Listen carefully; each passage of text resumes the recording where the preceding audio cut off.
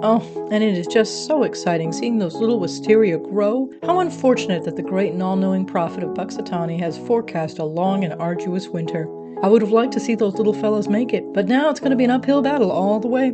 Very compelling story to spectate, very compelling. But now it's time to find another story to spectate. This one, part of our ongoing series about the fragility of the human mind. Yes, I'm taking my gaze back to Atlantic City, New Jersey to witness the curious travels of Mr. Bridger Duke Hahn, also known as Route 413, brought to you by Paperback Radio, written by L.J. Longo. That's a funny kind of title. Abby, can I get a double check on... Thank you. Audience, I take you now to 8 South Franklin Avenue, Margate, New Jersey.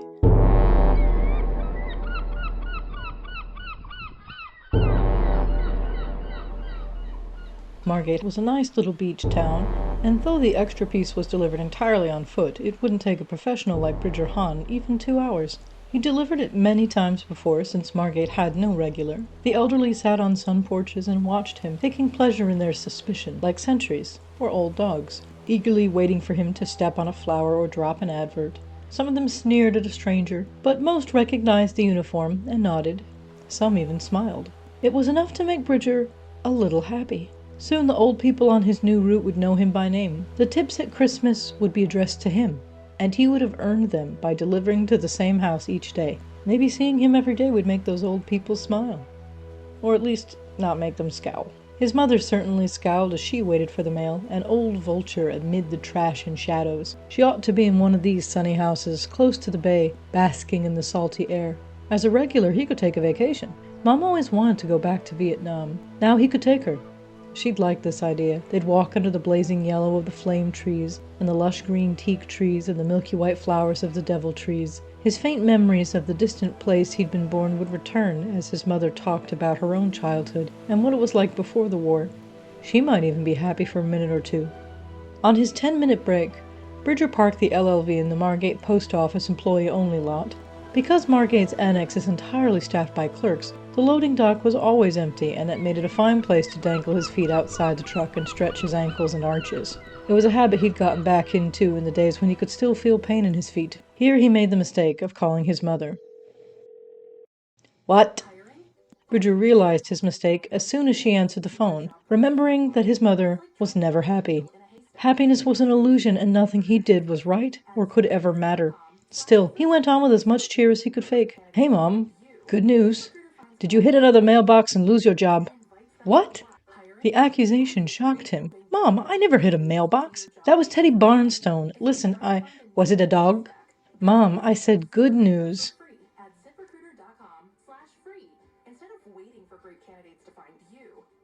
She waited, and the sounds of a cooking show drifted in her background. I made regular. What's that? More of the joy leached out of him.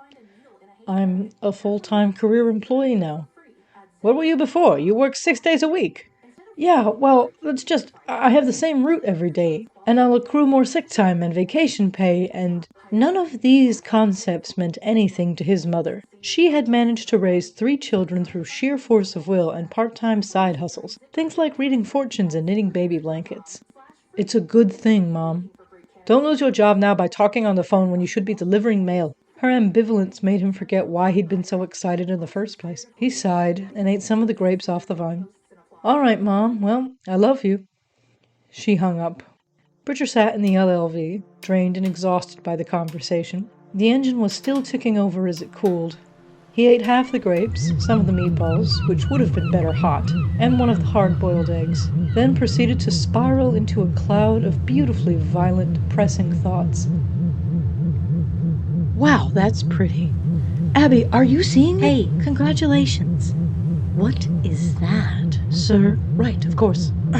Bridger startled as a soft woman's voice interrupted his brooding. The hideously pleasant girl that belonged to Margate's postal annex sat in the loading dock, not 5 feet away. When he backed up the LLV beside the loading dock, he hadn't noticed her because she was partially hidden behind a weathered mail pallet. But now he was eye level with her knees. She dangled her feet and made the same rolling gestures taught to everyone at Postal Academy. Her shoes were not the rugged all-weather boots appropriate for a post worker. No, She had the kind of thick-soled, ugly work shoes best worn by grandmas and people who stand in place all day. Her ankles were thick and her tights were blue and white stripes to go with her long navy skirt that ended below her knee. Her postal blue polo was too tight over her too large breasts, and she sipped a coffee from Wawa that was 4 hours old. And she smiled, too prettily. She'd been eavesdropping, and that makes her a bad person. Thanks. Bridger, only human, did not realize her moral failing, and was flustered by the nearness of her knees and a long skirt. Sorry for... I couldn't help but overhear. She changed her mind mid-sentence and changed topics. Oh, it's no problem. You're a really good driver. I just watched you back in. I couldn't do that in a regular car. You know, my job. Bridger couldn't bring himself to look at her, though, as an objective outside observer, I'd like to remind my audience she is a calamity of positive energy and gold ringlets. And my mom, I should have waited till I got home. The girl smiled. Absolutely heinous. Will she be happy for you then? I doubt it. She's, He didn't want to swear in front of the sugar puff of a girl, but he couldn't think of any way to talk about his mother that wasn't mean. A grumpy Gus? Ugh, she's insufferable. A grumpy Gus. Yeah, that's my mom, all right. Then he ran out of things to say to the woman, who he perceived as very pretty, even though she is, once again speaking as a professional objective observer, the most loathsome thing I have ever laid eyes on. He tried to ask her name, or to tell her his name, or ask how long she'd been a clerk, or say anything to fill the next 7 minutes. But what came out was, I should get back on the road. Man, 10s go by so quickly, don't they? She checked her own watch, then waved. Good luck on your new route. It was really more of a 3-minute for him, but Bridger nodded to her and turned on the truck and then drove off the lot. It depressed him that a stranger, even one as revoltingly cute as that retail clerk, had wished him better than his own mother. He only sighed and picked up the first letter in his DPS, then entered the address into his phone's Google Maps so he could find it. 3 Moriai Street, nowhere near New Jersey.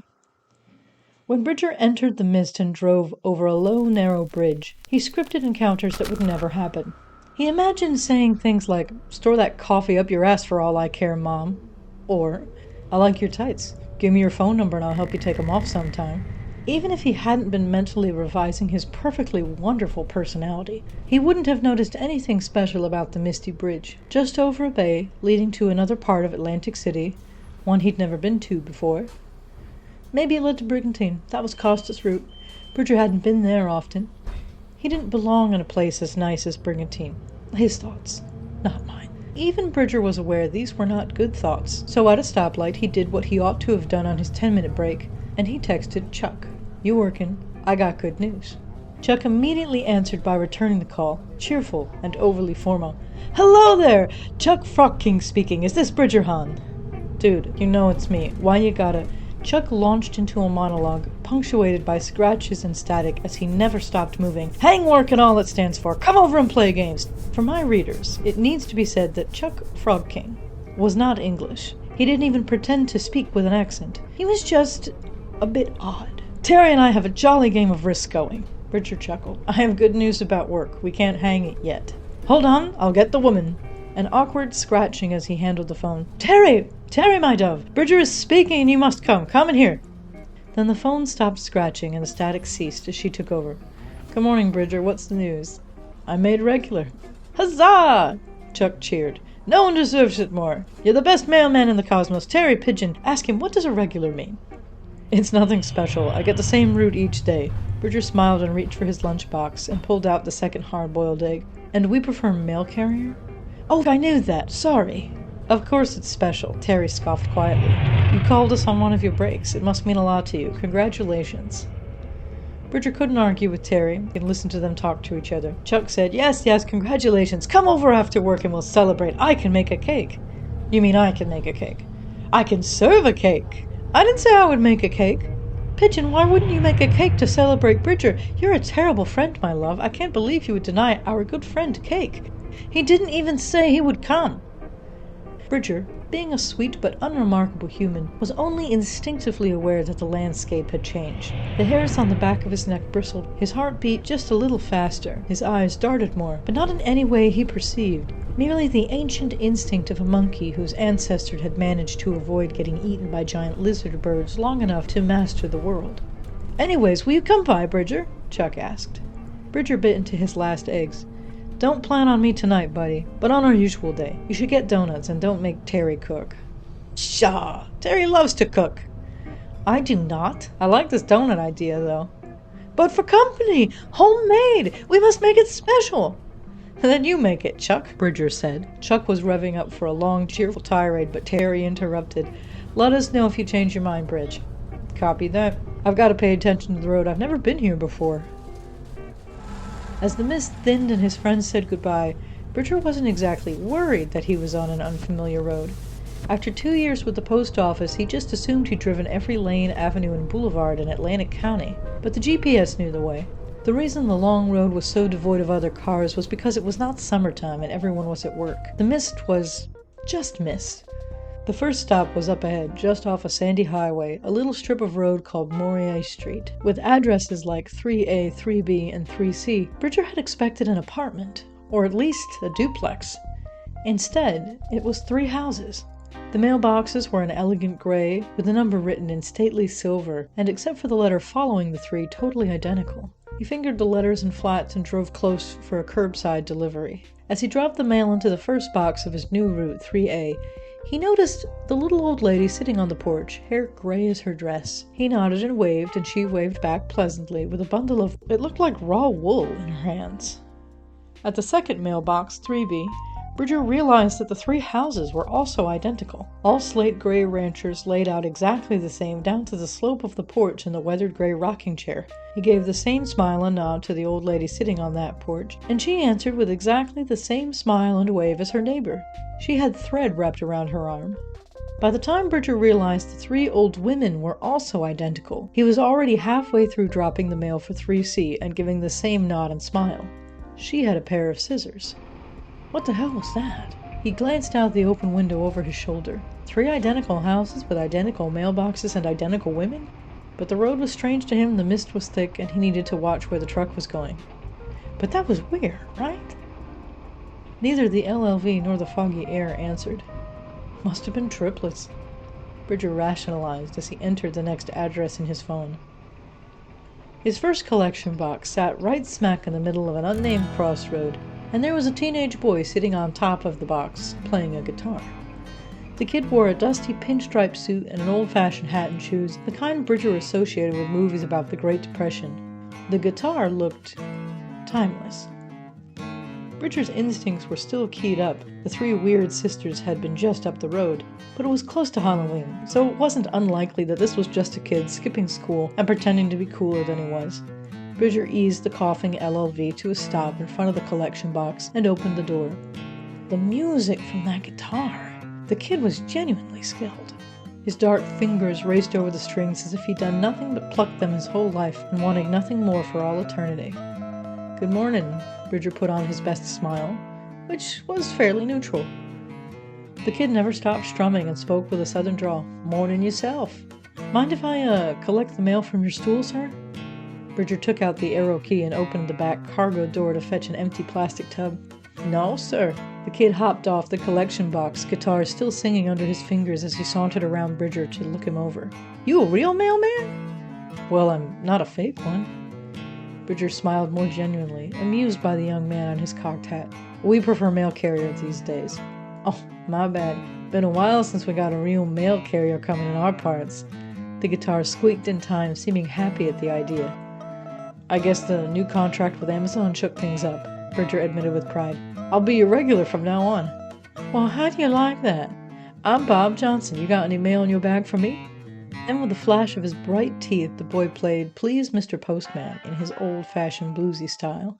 "If I do, I'll leave it in your mailbox, Mr. Johnson." Bridger checked the time on the collection box and was pleased to see he was in time for the first pickup. He used the arrow key to open the collection box, and that was a wooden crate inside. Ancient and like nothing Bridger had ever seen, even from the training videos. He tapped it, found the wood smooth and dry and perfectly passable as a mail receptacle. But even the barcode looked like it was hand-drawn. Bridger did not remark on the strange box, not with a citizen so near. He just followed procedure and swapped the wooden bin for the plastic one and scanned the weird barcode. "If you're done, I'll take back my stool."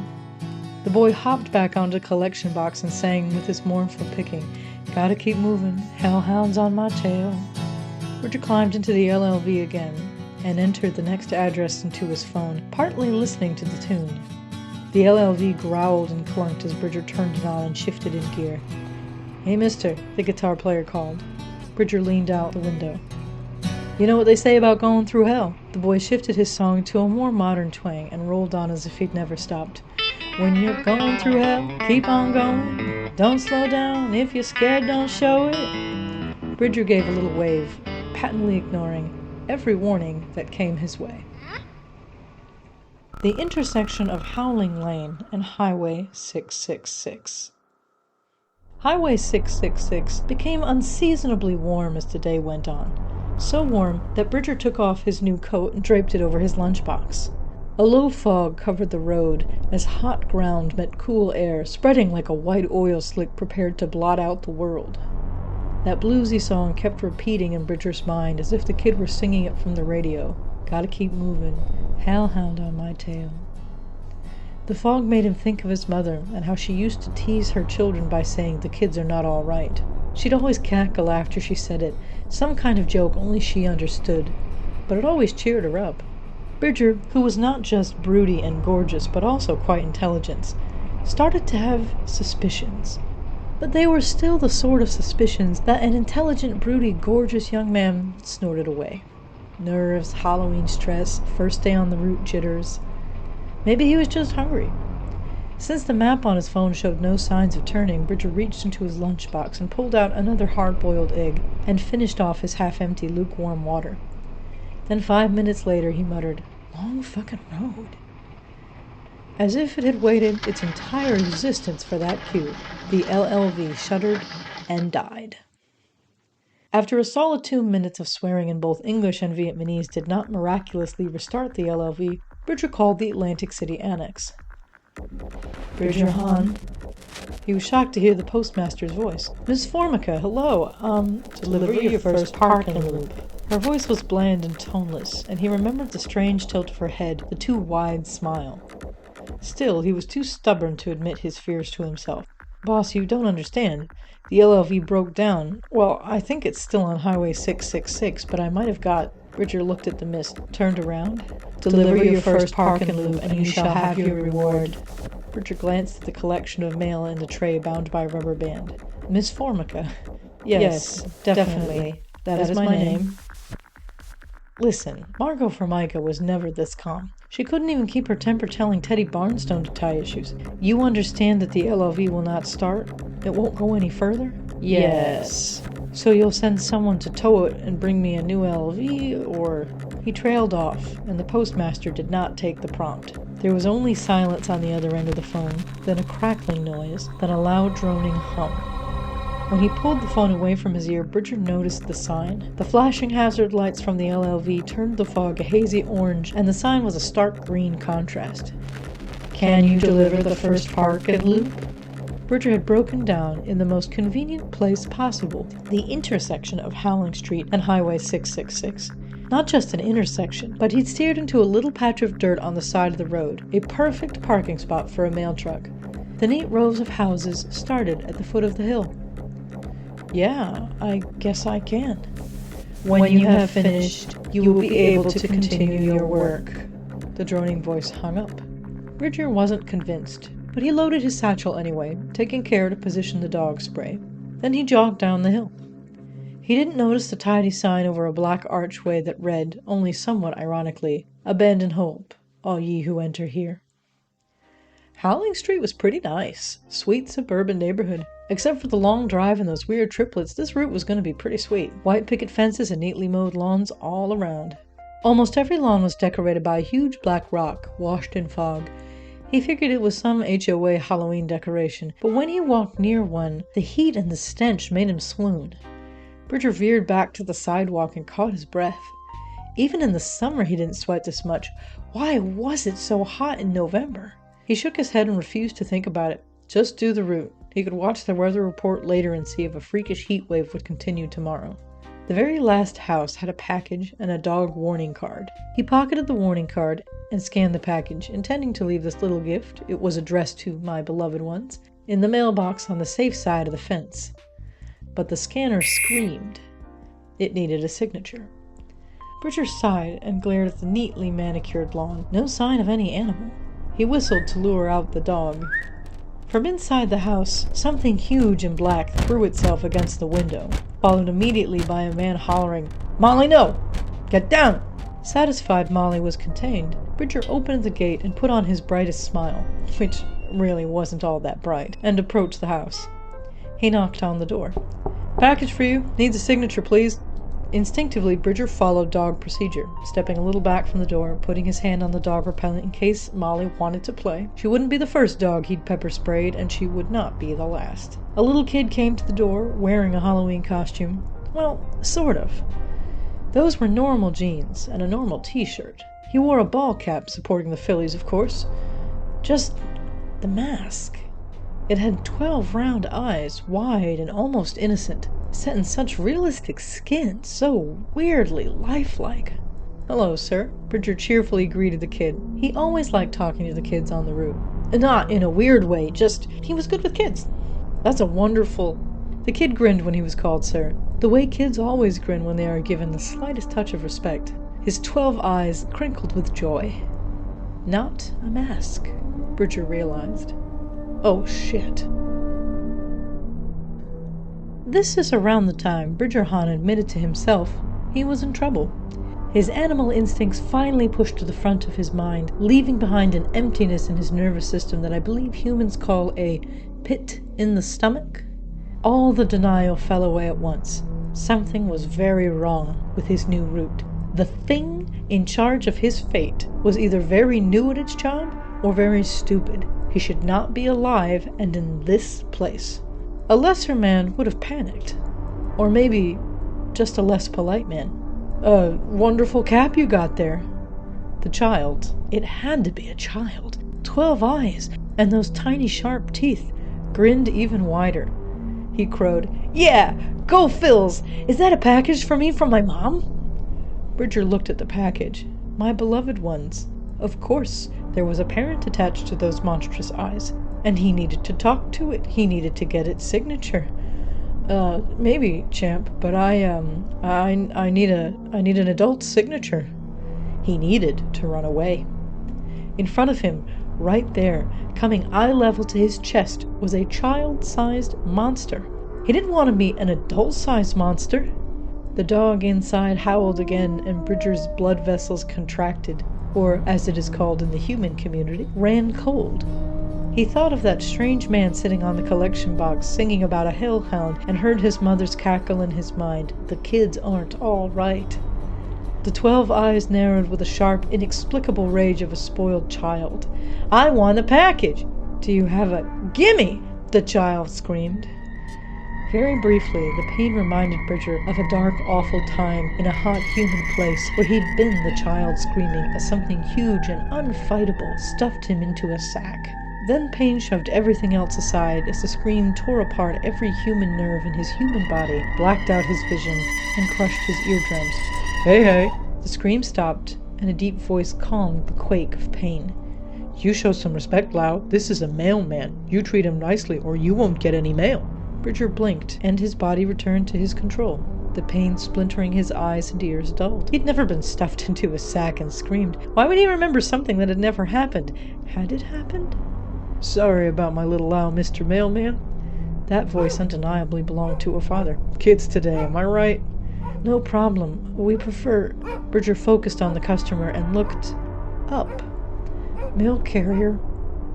12 eyes. About 8 feet tall. Long, sharp talons, but otherwise fairly normal. White wife beater and gray sweatpants. Just totally not human. The monster looked embarrassed. "You need a signature, right?" Too terrified to heed his instinct to run, Bridger turned on the scanner and pointed. "Yes, sir, right there, thank you." The man signed with a huge black claw. The black shape inside the house, did dogs come that big? Slammed against the door again and snarled wetly. Don't worry about her. Molly doesn't bite. I believe it. Bridger did not believe it. But it was a lie he said to every dog owner. They always said their dogs never bit because their dogs never bit them. Part of him screamed, "Why are you still here? The kids are not all right. Run away!" Inside the house, 3 sacks hung in the foyer. His mother's cackling laugh grew louder in his mind. "Eat your peas or the Ong-Ba-Bee will come for you." Lau apologized to the nice mail carrier for howling at him. Mother had also said, "Well, if you go to bed right now, the Ong-Ba-Bee will cross the ocean and put each of you in a sack." The child rubbed 6 of his huge eyes and mumbled petulantly, "Sorry, Mr. Mail Carrier, for howling at you." That's okay, champ." Bridger handed the package to the father, who promptly sliced into it with his claw. "Good to have a regular again." Bridger swallowed his panic and kept smiling. Thank you, sir. Enjoy your package." "What did Mommy send me?" The kid grabbed at his dad's wrist and looked into the box. Bridger adjusted his satchel. Mommy, of course, Mommy. This was normal. Totally normal.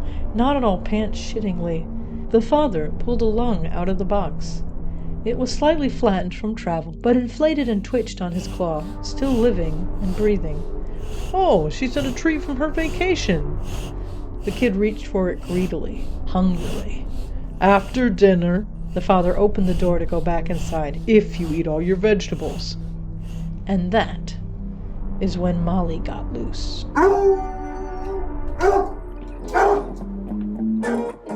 Hiya, I'm LJ. And I'm Lane McLeod Jackson. You're a troll. What? I thought it was funny. We're here to let you know you can also find us on Substack under Paperback Productions. Yep, this podcast and other goodies will be delivered right to your inbox if you subscribe. So please support us. Emotionally. Financially. Dramatically.